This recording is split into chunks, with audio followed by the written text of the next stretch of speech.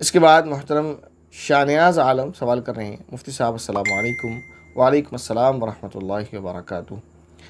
कहते हैं हमारी मस्जिद में एक बुज़ुर्ग हैं, उनको हमने एक अजीब अमल करते पाया, और वो ये कि जिस वक्त नमाज के दौरान बच्चे कूलर के सामने खड़े होकर नमाज़ पढ़ रहे थे तो उन्होंने उन बच्चों को कूलर के सामने से हटाकर पंखे के आगे खड़ा कर दिया और उनको नसीहत ये करने लगे कि बेटा तुम आज नमाज कूलर में खड़े होकर पढ़ रहे हो, कल कब्र में क्या कूलर होगा, तो गर्मी की फ़िक्र ना करो, बल्कि पंखे में खड़े होकर नमाज़ पढ़ो, पंखे में भी हवा है।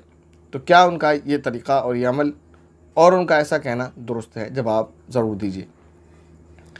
देखें शाहनियाज़ आलम साहब, जो बुज़ुर्ग हैं उनकी नीयत दुरुस्त हो सकती है यकीनन, और उसमें एक नज़र आ रहा है हमें कि वो बच्चों को ये नसीहत कर रहे हैं कि गर्मी कब्र के अंदर जो होगी तो वहाँ कूलर नहीं होगा, तो हमें अपने आमाल को सुधारने की कोशिश करना चाहिए। गालिबन यही नसीहत उन बुज़ुर्ग बाग की होगी, लेकिन नीयत दुरुस्त है और नसीहत भी दुरुस्त है। उनका अमल ये वाला कि कूलर से हटाकर पंखे पर ले जाना और फिर ये कहना क्योंकि कब्र में कूलर नहीं होगा तो पंखे में नमाज़ पढ़ो, ये दुरुस्त इसलिए नहीं है क्योंकि कब्र में ना कूलर होगा ना ही पंखा होगा, तो फिर पंखे में भी नमाज़ क्यों पढ़ो? फिर तो आप पंखे से अलहदा कहीं हटकर नमाज़ पढ़ें, तो ये कहना दुरुस्त नहीं है। और इसी तरह अगर ये भी कहा जाए कि कूलर नहीं है कब्र में तो कूलर में नमाज़ नहीं पढ़ो, तो पंखे में भी नहीं नमाज़ पढ़ो, तो ये बात दुरुस्त नहीं है। इसलिए कि कब्र अलग चीज़ है, दुनिया अलग चीज़ है। अल्लाह ताला ने दुनिया में भेजा है तो जो नेमतें दी हैं उसके इस्तेमाल करने के लिए दी हैं।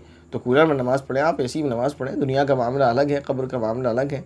हाँ, यहाँ तक हम नज़र रखें कि आज हम कूलर में ज़िंदगी गुजार रहे हैं, एसी में ज़िंदगी गुजार रहे हैं, लेकिन एक घर हमारा वो भी है कि जहाँ पंखा भी नसीब नहीं होगा, वहाँ तक तो ठीक है। इसलिए इंसान अपने आप को ज़्यादा नेमतों में ना रखे और नेमतों का इस्तेमाल कम से कम करे, बस अपने नफ्स को मजरूह करने के लिए, अपने नफ्स की तरबियत करने के लिए, वहाँ तक तो दुरुस्त है।